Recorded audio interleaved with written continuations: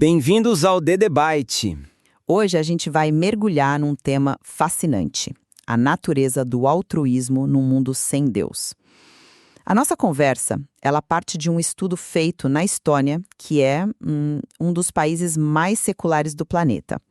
E o estudo foca em pessoas que não só não acreditam em Deus, como foram criadas por pais também não crentes e, mesmo assim, dedicam seu tempo para ajudar os outros, voluntariamente. Exato.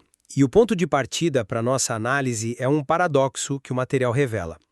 Muitos desses voluntários, quando você pergunta sobre os valores que guiam as ações deles, eles simplesmente travam. Eles têm uma dificuldade real em articular uma base moral para o que eles fazem. Então a grande questão para nós é: o que esse silêncio significa? Por um lado, pode ser o sinal de uma ética frágil, pouco examinada. Por outro, pode ser o oposto, uma moralidade tão internalizada que se tornou autoevidente, sabe? E que dispensa justificativa. E é exatamente aí que as nossas visões se separam. Eu vou argumentar que, por mais louváveis que sejam as ações, essa incapacidade de articular princípios éticos aponta sim para uma fragilidade. Sugere uma moralidade que depende mais da intuição e do sentimento do que de um sistema de valores coerente e robusto. Já eu vou defender que essa aparente falta de um vocabulário moral é, na verdade, um sinal de força. É a marca de um humanismo prático, vivido no dia a dia, que simplesmente não precisa de doutrinas ou de discursos filosóficos para existir. Certo, mas é essa dificuldade em verbalizar que me chama a atenção desde o início. O estudo descreve as reações das pessoas a perguntas sobre seus valores e é curioso. São risadas constrangidas, respostas vagas. Uma das entrevistadas, a Pilvi, chegou a dizer: Você deveria ter enviado essa pergunta antes para eu poder pensar. Para mim, isso é um sinal muito claro de que a gente está falando de uma base moral mais reativa, mais intuitiva do que de algo que foi de fato refletido. Eu entendo porque isso soa como uma fraqueza, mas e se for só um sintoma do ambiente em que eles vivem? Para essas pessoas, ser bom é simplesmente ser uma pessoa decente, como eles mesmos dizem. O contexto é tudo. Na Estônia, a religião é tão irrelevante que um dos entrevistados, o Axel, diz que Deus existe apenas em piadas. O Roland vai além, ele nem sabe se os amigos dele são crentes ou não, porque o assunto nunca surge. Num lugar assim, por que você precisaria de um discurso pronto para justificar por que você é bom? A necessidade simplesmente desaparece. Mas isso não responde à questão da vulnerabilidade. O próprio artigo que a gente está usando como base cita o trabalho do psicólogo Jonathan Haidt, que mostra como as pessoas frequentemente agem com base em instintos morais que elas não conseguem explicar racionalmente, sabe? É o famoso elefante da intuição guiando o cavaleiro da razão. Se os valores são apenas senso comum, como alguns sugeriram, o que acontece quando o meu senso comum bate de frente com o seu? Sem uma linguagem, sem uma estrutura para debater esses princípios, como se resolvem dilemas éticos mais complexos?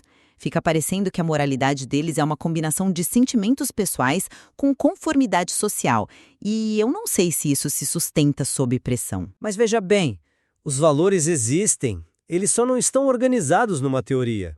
A moralidade deles é uma ferramenta para viver, não um objeto de estudo. E a prova disso é que quando a pergunta deixa de ser abstrata e se torna concreta, as respostas aparecem. Quando perguntados quais valores você quer passar para seus filhos, eles não hesitam.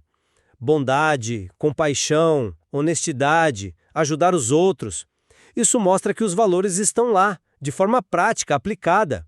Eles são demonstrados em ações, doar sangue, ajudar refugiados, proteger animais, não em palavras. Eu entendo seu ponto sobre a moralidade ser uma ferramenta prática, mas o que me chama a atenção no material é que essa ferramenta parece ser construída com peças muito pessoais, às vezes até idiosincráticas.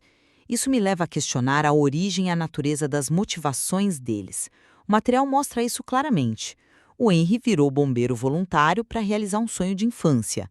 A Birgit começou a resgatar animais depois de atropelar um coelho, porque ficou com medo de mau karma.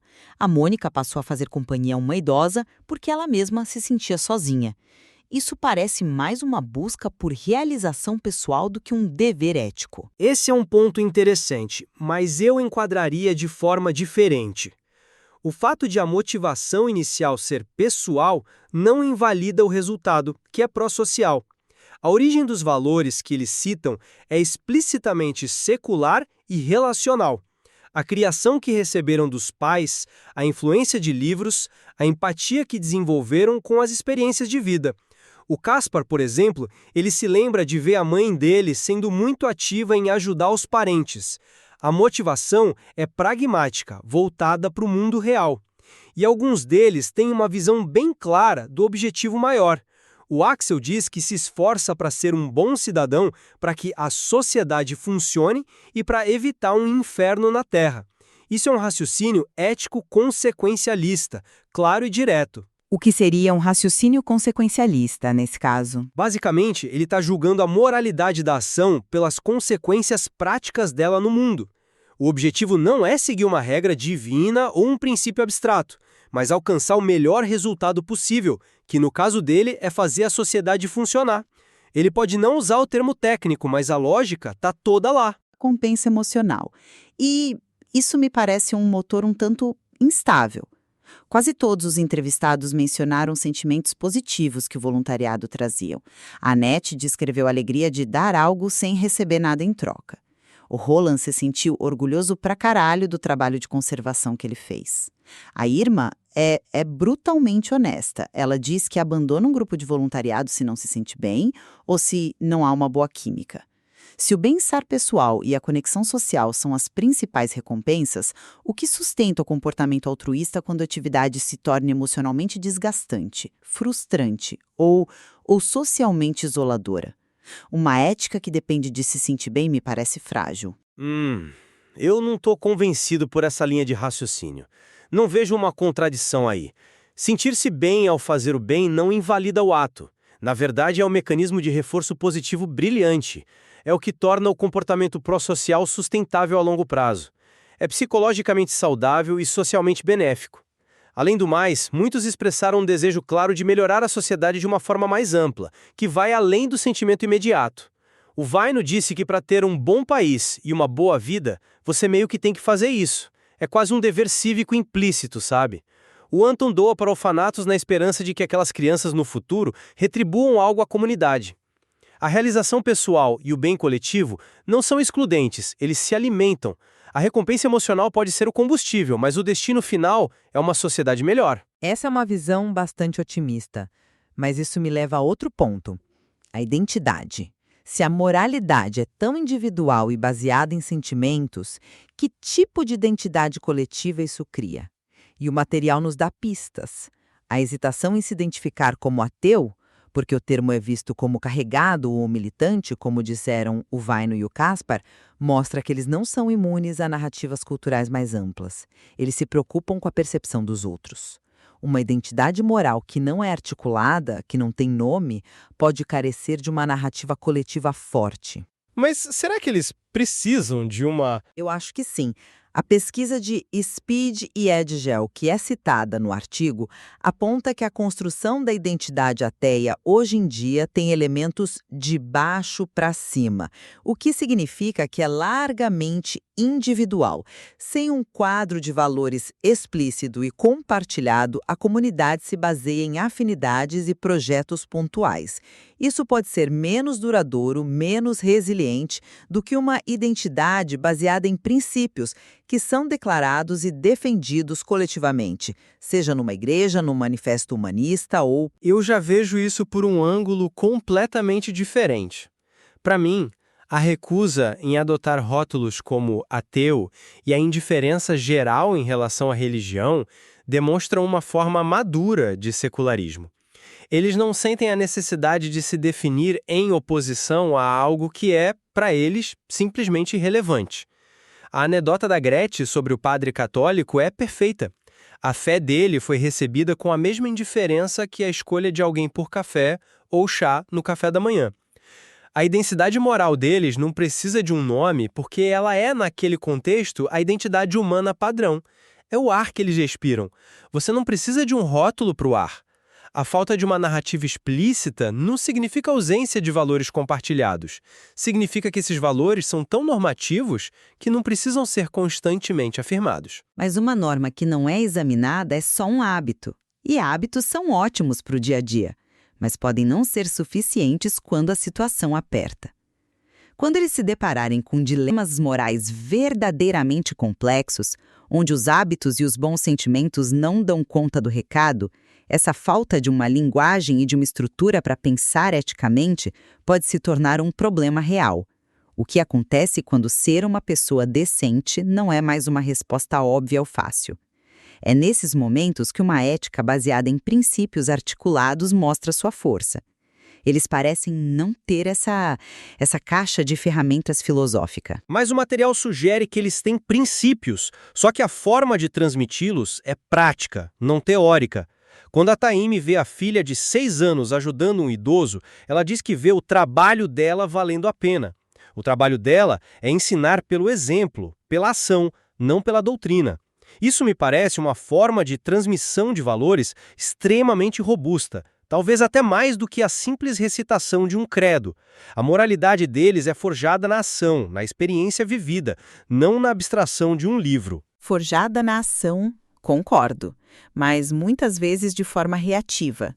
Começa porque alguém se sentiu só ou culpado ou porque viu uma oportunidade no Facebook. Embora os resultados sejam positivos, a base parece contingente, quase acidental. Uma estrutura ética mais formalizada, seja ela religiosa ou uma filosofia secular como o estoicismo ou o humanismo, oferece uma base mais estável e proativa para o comportamento moral. Uma base que não depende de um gatilho emocional ou de uma circunstância fortuita para ser ativada. É uma fundação, não apenas uma reação. Para concluir meu pensamento, o que eu vejo nesse estudo é a fotografia de uma moralidade humanista, pragmática, que se prova na ação.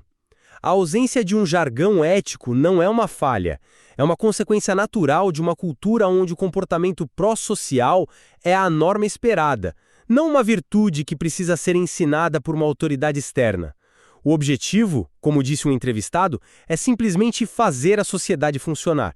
Para mim, esse é um fundamento ético sólido e mais do que suficiente. E para mim, o ponto central continua sendo este. Por mais admiráveis que sejam as ações, a dificuldade em colocar os valores em palavras sinaliza uma fragilidade. Uma moralidade que se apoia principalmente na intuição, em sentimentos e em normas sociais não questionadas, pode não ter a profundidade filosófica necessária para enfrentar dilemas éticos profundos. Ela pode não se sustentar quando as recompensas emocionais e sociais imediatas simplesmente desaparecem. É uma ética que funciona no dia a dia, mas talvez não seja uma ética à prova de tudo. A experiência desses altruístas estonianos nos dá um vislumbre fascinante da moralidade no mundo cada vez mais secular. A questão que fica é se essa ética implícita orientada para a ação representa um modelo sustentável para o futuro. Ou se é apenas uma fase de transição, um modelo que, eventualmente, vai precisar de uma filosofia secular mais explícita e articulada para se manter de pé. É uma questão que permanece em aberto, e a análise completa do material certamente oferece ainda mais camadas para essa reflexão.